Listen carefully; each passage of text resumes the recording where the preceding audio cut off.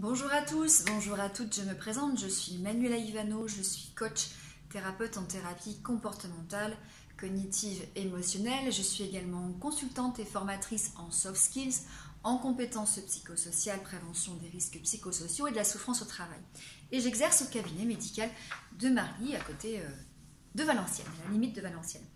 Aujourd'hui, j'aimerais vous donner quelques outils pour vous permettre de rationaliser vos pensées, ou du moins de trouver des pensées alternatives. Pourquoi? Parce que dans la TCC, si vous me suivez, si vous avez vu mes vidéos, vous savez que pour une situation donnée, nous allons avoir des pensées qui vont engendrer des émotions, qui vont engendrer des comportements. C'est l'exemple du chien que je reprends systématiquement, et je l'aime bien, mon chien qui arrive au coin de la rue. Une première personne voit ce chien, elle dit « Oh mon Dieu, un chien, il va nous mordre ». Forcément, avec ce genre de pensée, elle va engendrer, enfin en tout cas elle va avoir peur et elle va avoir un comportement de fuite. Une deuxième personne qui voit le même chien, c'est donc la même situation pour les deux personnes, se dit tiens, un chien, il est perdu, elle va avoir de la compassion ou peut-être de la tristesse, elle va aller vers le chien. Donc vous voyez, pour une même situation, on est vraiment sur la même situation, on a une personne qui s'avance vers le chien et une qui fuit. Qu'est-ce qui fait que ces personnes ont deux comportements différents? C'est bien la façon dont elles ont pensé et ce qu'elles ont ressenti.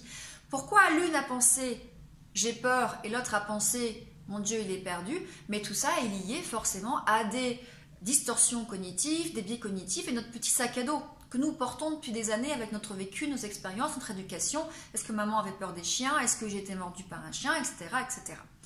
Et donc forcément, en TCC, une des premières choses qu'on apprend à faire, repérer les comportements, les émotions et aussi les pensées.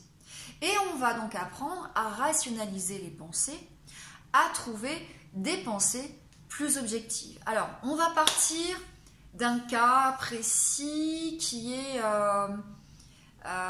mon conjoint est rentré 2 fois en retard cette semaine.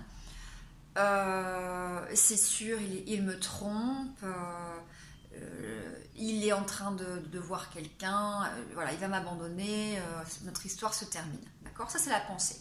Forcément, avec ce genre de pensée, on ne peut pas aller très bien derrière. Et en tout cas, en termes de comportement, soit on va faire la tronche, soit on va attaquer. La pensée a engendré un cercle vicieux. Comment je vais rationaliser cette pensée? La rendre plus juste, plus rationnelle. Attention, je n'ai pas dit la rendre plus positive. Moi, je ne fais pas de la méthode Coué. En tout cas, les TCC ne font pas de la méthode Coué. On n'est pas dans le monde des bisounours. Tout ne va pas pour le meilleur des mondes. On est sur quelque chose de plus rationnel. Première question que vous pouvez vous poser, c'est quels sont les arguments que j'ai pour cette pensée? Quels sont les arguments que j'ai contre cette pensée? D'accord? Ou dans le même genre, c'est quelles sont les preuves que j'ai pour cette pensée, qu'en gros il est en train de me tromper, qu'il a rencontré quelqu'un. Quels sont les arguments, quelles sont les preuves que j'ai contre cette pensée? Qu'en gros je suis en train de me raconter une histoire, d'accord, que je suis en train de me faire un beau film. Les preuves contre, ça peut être que ce monsieur, la plupart du temps, il rentre à l'heure, que peut-être il est opticien pour vous, qu'il a effectivement beaucoup de travail. Voilà, c'est vous qui allez, en tout cas avec le thérapeute, travailler sur les arguments ou les preuves pour la pensée ou contre la pensée. On va travailler beaucoup avec ce qu'on appelle la position méta, qui est aussi de la PNL, mais qu'on retrouve en TCC. C'est finalement, si c'était un ami qui vivait la même chose, qu'est-ce que je pourrais lui conseiller? Ou si effectivement, si c'était mon ami, qu'est-ce qu'il me dirait? Soit c'est qu'est-ce que moi je peux lui conseiller, ou mon meilleur ami, qu'est-ce qu'il me dirait à moi? Et le fait de se dissocier de la situation à travers les yeux de son meilleur ami, ou d'une situation différente à la nôtre, on a parfois un peu plus de prise de recul, et nos pensées vont être différentes. D'accord? Donc l'ami fonctionne très très bien. Voilà, imagine ton ami vit la même chose, son conjoint est rentré 2 fois en retard dans la semaine, qu'est-ce que tu lui dis? Est-ce que tu lui dis, c'est sûr, il te trompe? Probablement pas. Pourtant, vous, c'est ce que vous pensez. Une autre technique, c'est l'avant-après. Alors souvent, c'est quand on a été trompé une fois, on va derrière, forcément, dans notre sac à dos, penser que tous les hommes sont des salauds et qu'ils sont tous infidèles. Et la question qu'on va penser, mais avant que vous ayez subi ce malheureux événement, avant que vous ayez eu un burn-out ou avant que vous ayez eu cet accident, est-ce que vous auriez pensé la même chose? Et souvent les gens me disent non, en fait non, j'aurais pas pensé la même chose. Donc quelque part, quel lien vous faites entre l'accident, la situation et ce que vous pensez maintenant? Les gens vous disent, bah, effectivement, ça a influencé ma façon de penser. D'accord? Et donc, quelle pensée plus rationnelle on pourrait trouver? La question qu'on pose souvent aussi, c'est est-ce que ce que vous êtes en train de penser, c'est un fait? Est-ce qu'il s'est vraiment passé ou est-ce qu'il va vraiment se passer? Ou est-ce que c'est juste une pensée? Souvent, on me dit, bah non, c'est pas un fait, c'est dans ma tête, quoi. Donc, c'est juste une pensée. Donc, quelle chance il y a pour que ça se réalise vraiment? Il n'y a pas beaucoup de chances que ça se réalise, d'accord. Donc, c'est juste une pensée, d'accord. Donc, quelle différence vous faites entre une pensée et un fait?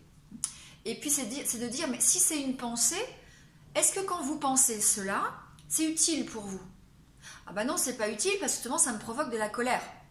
Voilà, donc qu'est-ce que vous pourriez penser d'autre? Et puis, c'est aussi, quand vous pensez cela, est-ce que ça vous amène des solutions? Du comportement approprié ou de la résolution de problèmes? Non, en fait, finalement, c'est des ruminations, c'est des pensées, je fais que penser, mais en fait, ça m'est pas utile parce qu'au contraire, ça m'énerve. Et puis, il n'y a pas de solution derrière. D'accord? Et puis, la dernière question que moi j'utilise, alors il y en a d'autres, c'est ce qu'on appelle le questionnement socratique, entre autres, et la restructuration cognitive. Il y a plein de questions. Moi, j'utilise souvent celle-ci, je dois avouer. Et parfois, quand la situation se présente, voilà, j'en prends une autre. Celle que j'utilise aussi, c'est est-ce que vous avez déjà, vous, observé des situations qui prouvent l'inverse de ce que vous pensez? J'ai par exemple beaucoup de personnes qui me disent, mais si je dis non à une personne, je vais être rejetée. Si je m'affirme, je vais être rejetée. Et donc là, je dis, mais est-ce qu'il y a déjà des personnes qui vous ont dit non? Des personnes qui vous ont fait un refus? Oui, c'est arrivé souvent. La dernière fois, j'ai mon beau-frère, il voulait que j'aide à déménager, mais je lui ai dit non, j'avais pas le temps. Ok, est-ce qu'il vous a rejeté? Non. Est-ce qu'il vous aime moins? Non. Voilà, c'est constater des situations, des événements où soit vous les avez vécus vous-même, mais dans le rôle de l'observateur ou dans le rôle inversé, ou soit vous avez observé. J'accompagne aussi des gens qui au travail, beaucoup de personnes au travail qui se font coacher sur l'affirmation de soi, puis qui me disent, en fait, j'observe que mon collègue, lui, non seulement il dit non, mais en plus, il ne se laisse pas faire, il est assez même virulent, il affirme ses besoins, puis en fait, il est mieux respecté que moi, voire il a des promotions. Donc, le fait d'observer, c'est de dire, est-ce que ma pensée, elle est fondée? Et du coup, qu'est-ce que je pourrais penser d'autre? Parce que tout l'objectif de cet exercice, c'est bien de passer d'une pensée qui est irrationnelle, qui est biaisée, parce qu'à travers nos filtres, notre vision du monde, notre sac à dos, à une pensée qui soit plus rationnelle. Donc trouver des alternatives de pensée beaucoup plus rationnelles. Et forcément derrière, on va évaluer de 0 à 100, à combien vous y croyez. Si la personne trouve une alternative parce qu'elle pense être une pensée alternative, mais qu'elle n'y croit pas du tout, c'est pas la bonne pensée. On va peut-être, ou là, il faut la retravailler, ou là, il faut travailler autre chose. Et puis derrière, quelles conséquences ça a? Maintenant que vous pensez à cette nouvelle, vous avez trouvé une pensée alternative, et que finalement vous croyez que c'est probable à 80%, comment vous vous sentez? Souvent les gens me disent, en fait je me sens mieux, le fait de penser ça, ouais, je me rends compte que tout de suite ça m'apaise. Donc là, les personnes comprennent, et c'est tout le sens des TCC, qu'il y a bien un lien entre les pensées, les émotions et les comportements. Voilà, je vais m'arrêter là, parce qu'il y a déjà 8 minutes, 9 minutes presque. J'espère que cette vidéo vous aura été utile. En attendant, prenez soin de vous et à très bientôt.